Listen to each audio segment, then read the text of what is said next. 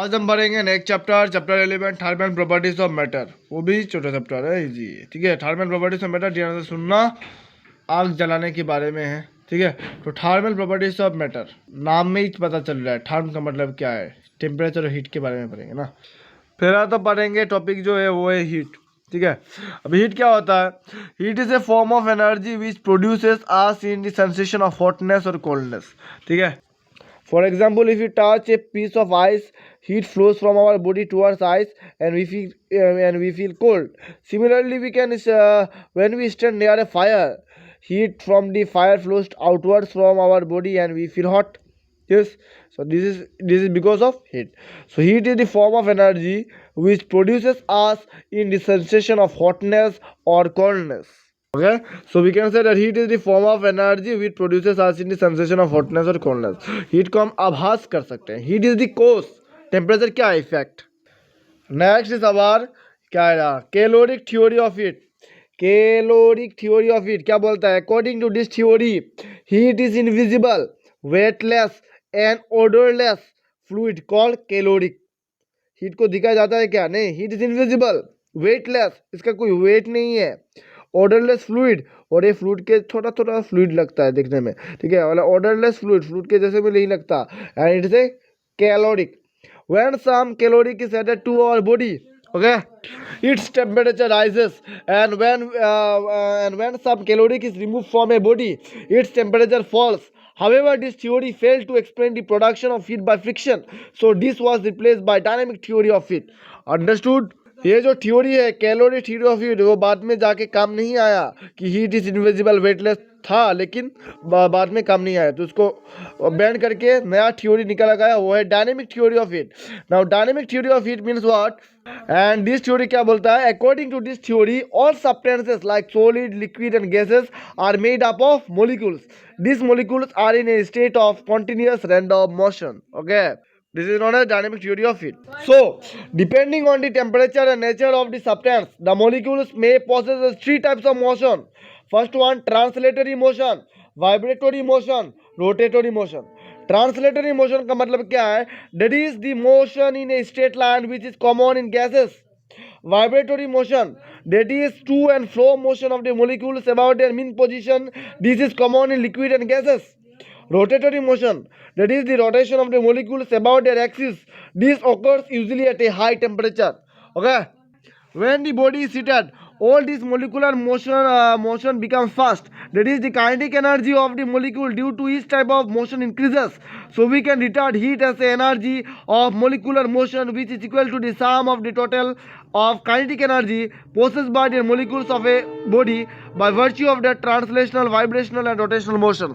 तो अभी जो पढ़ाया वो एकदम इंट्रो है। ठीक है, अभी जाकर स्टार्ट होता है, ये इंपॉर्टेंट है थोड़ा। Heat is the energy of heat is the energy in transit. इसका मतलब what do you mean by this? It means that the energy associated with the configuration and random motion of the molecules in a body is called internal energy.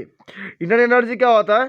The energy associated with the configuration and random motion मतलब घूमता रहना, ठीक है, continue motion करता रहना, इसको random बोलता है। The energy associated with the configuration and random motion of the molecules in a body is called internal energy. Okay, and the part of this internal energy that is transferred from one body to another due to the temperature difference between them is called heat. तो इसलिए heat का जो actual definition है, so therefore the word heat is meaningful only as long as the energy is being transferred. So therefore the expression like heat is a body और body are meaningless. Heat is a body और body, heat of a body है meaningless, ये काम नहीं चलता. So we can define, best definition ये है, heat as the energy in transit that flows from one body to another due to the temperature difference between them. Okay, ये वाला देखो, heat as the energy in transit that flows from one body to another due to the temperature difference between them. इतना तक जो actual definition है heat का. Heat as the energy in transit that flows from one body to another due to the temperature difference between them. Okay, so once heat can be transferred in the body, it becomes a part of the internal energy.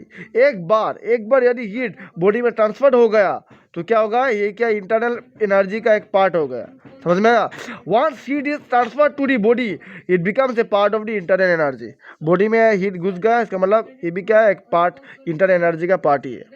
Okay, तो उसका जो actual definition है, heat as the energy in transit that flows from one body to another due to the temperature difference between them.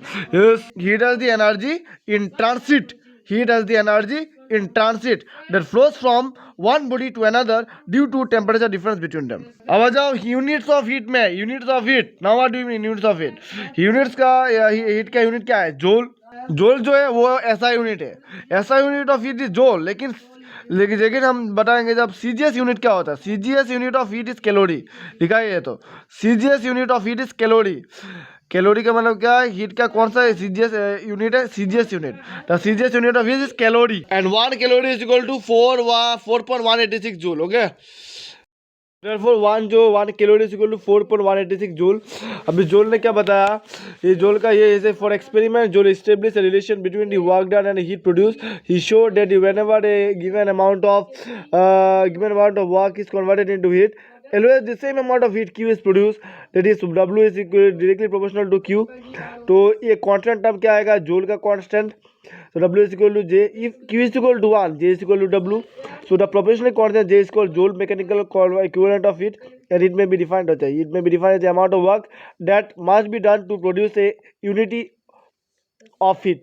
1 joule कितना होगा? 1 joule is equal to 4.186 calorie inverse, और which is equal to 4.186 into 10 to the power 7 erg calorie inverse. तो ध्यान रखने की बात यह है कि J is not a, joule is not a physical quantity but it is also a conversion factor. तो इसमें जो बताया गया है ना, तो जूल जो है, जूल का ऐसा यूनिट क्या होता है? हीट का ऐसा यूनिट जूल होता है, वर्क का ऐसा यूनिट भी जूल होता है, एनर्जी का ऐसा यूनिट भी जूल होता है। ठीक है, जूल मतलब हीट, वर्क, एनर्जी का यूनिट क्या होता है? ऐसा यूनिट जूल ही होता है। ओके, इतना समझ लिया तो होगा। अभी आता है टेम्परेचर। हीट क्या होता था? Heat is the form of energy. But temperature क्या है? Temperature is the degree of hotness और coldness of the body.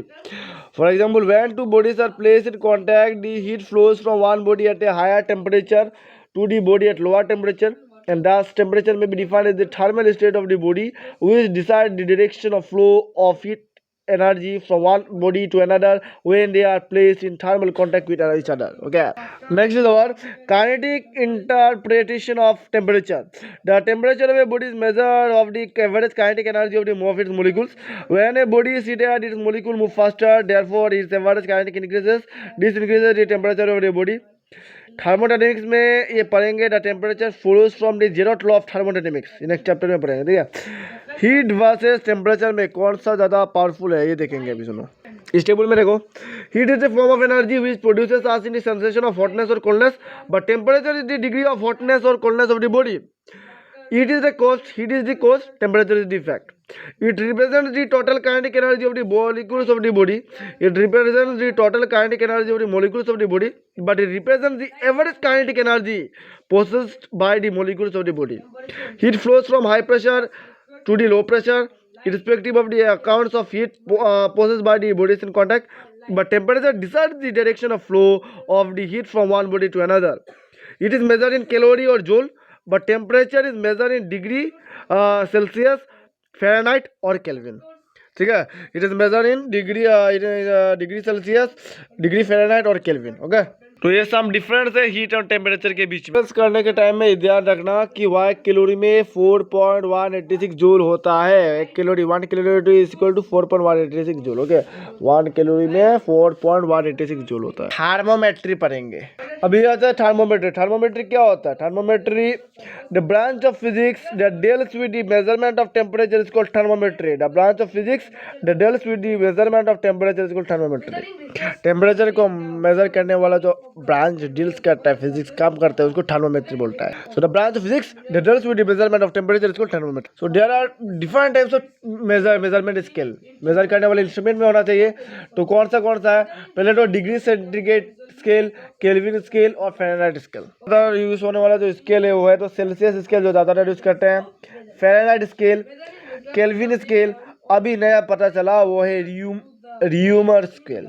Rumour scale. Okay, ये अभी पता चलेंगे र्यूमर स्केल होता क्या है। ये स्केल ही है जैसे कि Celsius scale, Fahrenheit scale, kelvin scale के जैसा ही र्यूमर स्केल एक मेजरमेंट टेम्परेचर को मेजर करने वाला इंस्ट्रूमेंट ही है, र्यूमर स्केल बोलते हैं इसको। ठीक है, नेक्स्ट इंपॉर्टेंट पॉइंट है conversion of temperature.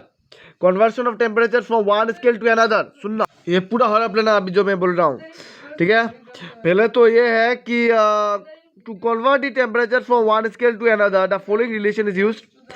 Temperature on the scale minus lower fix point divided by upper fix point minus lower fix point. ये भी पता नहीं चलेगा। Temperature on the other scale minus lower fix point by upper fix point minus lower fix point. ये figure देखने से पता चलेगा आपको। ये ओके, ये लोअर पॉसिबल टेम्परेचर है, अपर का है, अपर होना, ये अपर सपर होना चाहिए। ओके, देखो ये होता है T C T F T R जो लिखा है सफिक्स में सी एफ आर, ये क्या है? सी सेल्सियस, फ़ारेनहाइट, आर है क्या है? आर अभी तो बोला था, आर है र्यूमर स्केल। हाँ, र्यूमर याद कर लेना। ये सेल्सियस, फ़ारेनहाइट, र्यूमर, केल्विन। तो C by 100 Celsius divided by 100 is equal to Fahrenheit minus 32 divide by 100, और मतलब Reaumur minus 32 by Reaumur minus 0/80 and Kelvin क्या होता है? K minus 270 divided by 100। This are the relation. ये क्या है? Relation between, ये नहीं चाहिए, ये नहीं चाहिए से भी हो जाएगा। Relation between Celsius, Fahrenheit, Kelvin. Celsius C by 100 is equal to F minus 32 bye 180 is equal to K minus 270 by 100। Okay, 273.15 इतना नहीं चाहिए, नहीं तो घूम जाओगे। 273 लिख देना। ओके, मतलब 273.15 लिखने से कॉम्प्लेक्स हो जाता है कैलकुलेशन। तो क्या है? C by 100 is equal to F minus 32 bye 180 and K minus 273 by 100। Okay, Celsius scale का डिग्री है, सी रिलेशन है सी बाय 100, फ़ारेनहाइट का F minus 32 bye 180 and Kelvin का है के माइनस 273 बाय 100। तो ये रिलेशन जो है वो याद करना, relation between Celsius, C, F and K. R इतना नहीं चाहिए, फिर भी बता दे रहा हूँ। देखो, सेल्सियस सी बाय 100 होता है, फ़ारेनहाइट एफ माइनस 32 बाय 180 होता है, which is equal to Reaumur क्या होता है? आर बाय र्यूमर, आर है, आर डिवाइड बाय 80 होता है। केल्विन क्या है? K minus 273 by 100। ऐसा कन्वर्ट कर सकते हैं, ठीक है? समझ में आया?